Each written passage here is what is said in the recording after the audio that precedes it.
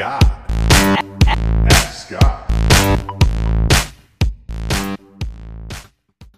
Is I'm going to answer a question that was submitted by email. They tried to leave a voicemail but couldn't, so I wanted to just pull this up and I wanted to go through it real quickly and give the answer because I think it's beneficial to everyone that is listening. So this was the question, all right? I'll actually read the whole thing. Hey, TAS team, I've been listening to the podcast for a while now, and I really want to take action, but I have just a few questions before I jump on board. My wife and I have been looking at various products from Alibaba, AliExpress, and need a little help. So here are our questions. Is there a way to calculate the general expenses before actually starting? Like how much is FBA going to cost? How much are Amazon fees? Let's see. I realize that all of these fees probably differ with how much you sell and purchase, but in general, is there a charge per unit sold? How much should we charge for our products on Amazon? Say we purchase 300 units for $2,500, including shipping and fees. So approximately $8.34 per unit. Should we be doubling or tripling the price on Amazon? Should we sell below what most people are selling? With FBA, if we are ordering from Alibaba or AliExpress, will they, Alibaba or AliExpress that is, ship the product directly to the customer, or is it possible to set up us so they send the product directly to one of Amazon's warehouses to do FBA? So a lot of questions there, right? And I'm going to try to summarize a lot of that, all right? Okay, first off, to find the general expenses, it's pretty much exactly what you said, okay? Now, there's some FBA calculators out there, and I'll link one up in the show notes. It's one that Amazon has. It also will help you identify what the advertising price is for that unit, kind of like what the listing fee will be and all that stuff, because each category is a little bit different. Some are higher, some are lower. So if you punch in exactly what you're going to be selling, maybe one of your competitors, it'll tell you in that category what the fees will be. So that's Amazon, their little FBA calculator tool. I'll link that up for you. So that's one way to kind of figure out those expenses, because at first you're not going to know any of that stuff unless you're already currently selling. But to go back to the product, you're going to need to figure out exactly how much it's going to cost for the product to be made at a certain quantity, right? So if you're getting 100 made, it's going to cost more than if you have 1,000 made. But you need to know those breakpoints. You need to know them ahead of time, because you know now that at least if you're buying a product right now and it's costing you more, you know, as you scale and you grow, that those breakpoints are going to also allow you to make more profit. So right now, if you're only making $8 profit, you know, once you're able to buy more with more buying power, you're able to make more profit. Then it makes sense to go in right now and make less money, but know that in the future, you're going to make more money, if that makes sense. Hopefully that makes sense. All right. So again, we want to figure out how much the product's going to cost us per unit. We want to include all shipping, all customs at all possible. All right. And again, if you're dealing with DHL, you can contact their customs department and they can give you a good idea of what customs are going to cost percentage wise. They can give you an idea. You'll need the code that your supplier will be submitting it, their custom code. They have a custom code per that type of product. And from there, they will go ahead and be able to tell you roughly what the percentage is for customs when it crosses over into the States. All right. Now, are you able to directly ship that product from the manufacturer over there? And the answer is yes. And that will eliminate some cost. Okay. But before you do that, there's two different things you can do. One is you can have it inspected on China side, have a good inspection company. There's one that's been being talked about a lot, and some of our students have been using it. It's called topwininspection.com, topwininspection.com. I'll leave the link in the show notes to this episode, but they are doing it. They're doing a really good job. And then from there, then you can ship it. So you'll save the cost being shipped to you and then shipping into Amazon.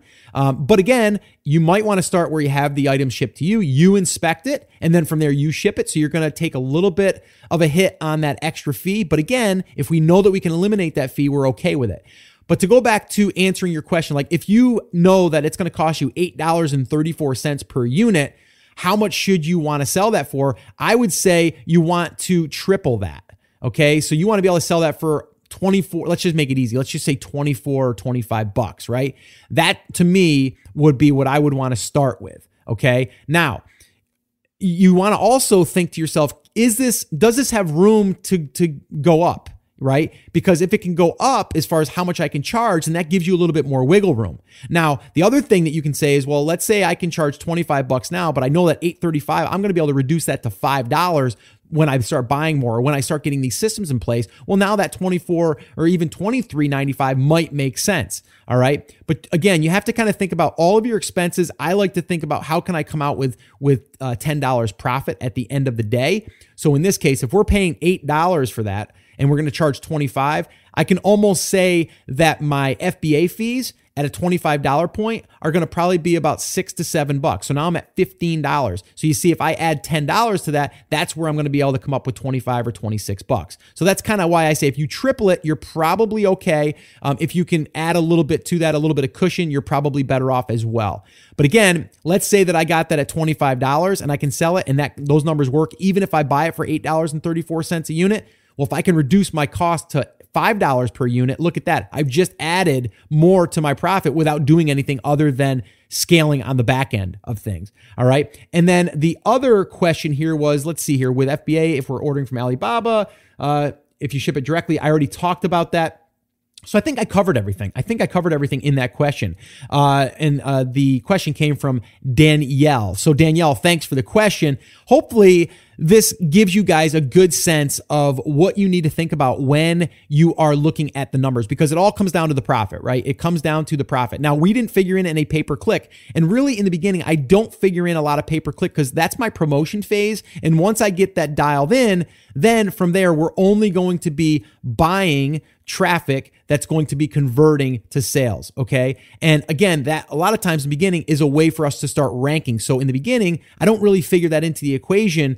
Although you do probably want to figure in a little bit as an ongoing expense. But if you get your margins to where they are $10 per unit, then you've got some room there to use for the pay-per-click marketing. All right. But this is just a general idea of how I do it and how others are doing it. So hopefully this has been helpful.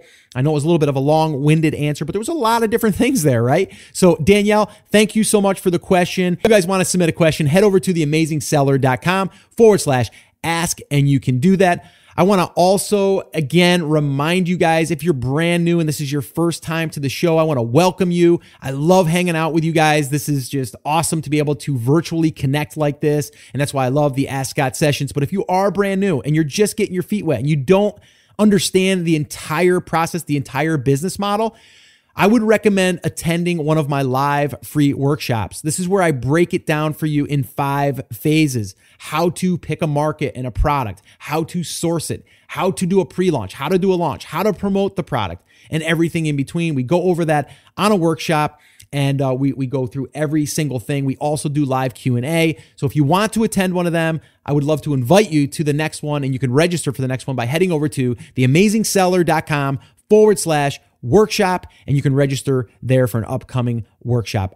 Well, hey there. Thank you so much for listening to that episode of Ask Scott. Now, that was just a highlight from one of our full episodes where I generally answer 3 to 4 questions on a podcast. If you want to go back and listen to all of the past archives of not just the Ask Scott session, but all of the full episodes where I do interviews with top Amazon sellers, people starting from scratch and building a business, if you want to listen to any of those episodes, head over to theamazingseller.com and you can find all of that over there. You can also find details there on how you can ask your own question and get it aired on an upcoming Ask Scott session and possibly see it here on YouTube or just on the podcast. All right, so definitely head over to theamazingseller.com. There's tons of resources over there for you to be able to build your e-commerce and Amazon business. So definitely go check that out. Now, I just wanted to remind you one thing before I let you go. There's a lot of information out there and some of it is really, really good. What I want you to remember is you have to not just consume the information, you have to actually apply that information.